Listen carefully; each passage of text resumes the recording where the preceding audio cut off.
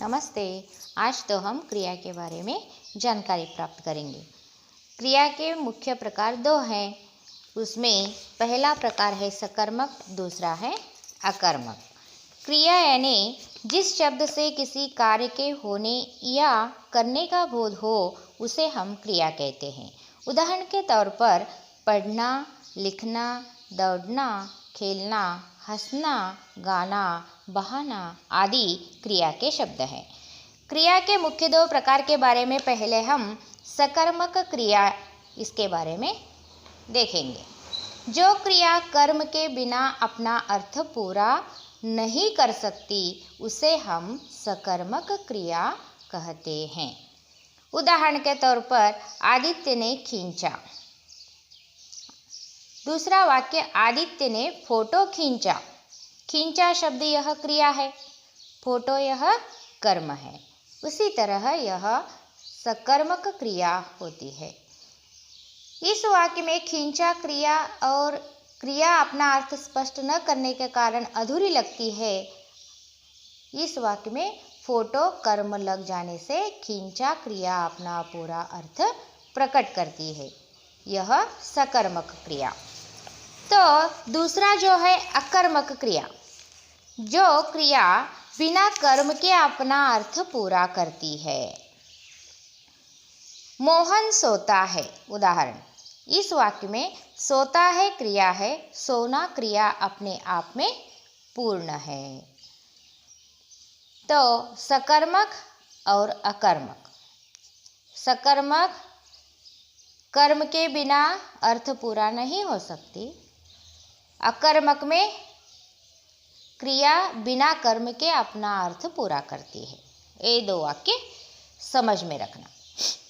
उसके बाद संयुक्त क्रिया। संयुक्त का मतलब क्रिया का और एक प्रकार जो सहायक तथा संयुक्त क्रिया कहते हैं। मुख्य क्रिया और सहायक क्रिया के मेल से जो क्रिया बनती है उसे संयुक्त क्रिया कहते हैं। उदाहरण, आ जाना, भेज देना, छोड़ देना, मार डालना, खा जाना, इसी तरह आदि उदाहरण संयुक्त में आ सकते हैं। अब संयुक्त के साथ साथ ही सहायक क्रिया, जो मुख्य क्रिया अर्थ की दृष्टि से सहायता करती है उसे सहायक क्रिया कहते हैं। कुछ विशेष भाव या अर्थ व्यक्त करने के लिए सहायक क्रिया सहायता करती है। उदाहरण, गाय को चारा देना चाहिए। चाहना यह क्रिया शब्द है। उसी तरह आना, जाना, होना, देना, उठना ये सभी सहायक क्रिया के शब्द हैं। चौथा हो गया। पांचवा प्रेरणार्थक क्रिया। प्रेरणार्थक कर्ता स्वयं काम न करके दूसरे से काम करवाता है, उसे हम प्रेरणार्थक क्रिया कहते हैं। उसमें उदाहरण के तौर पर चलना यह मूल शब्द हो गया। प्रथम प्रेरणार्थक चलाना, द्वितीय प्रेरणार्थक चलवाना। जिस क्रिया से यह मालूम हो कि कर्ता स्वयं काम न करके दूसरे से काम करवाता है उसे प्रेरणार्थक क्रिया कहते हैं। प्रेरणार्थक क्रियाएं बनाने के नियम आपको मालूम हो गए।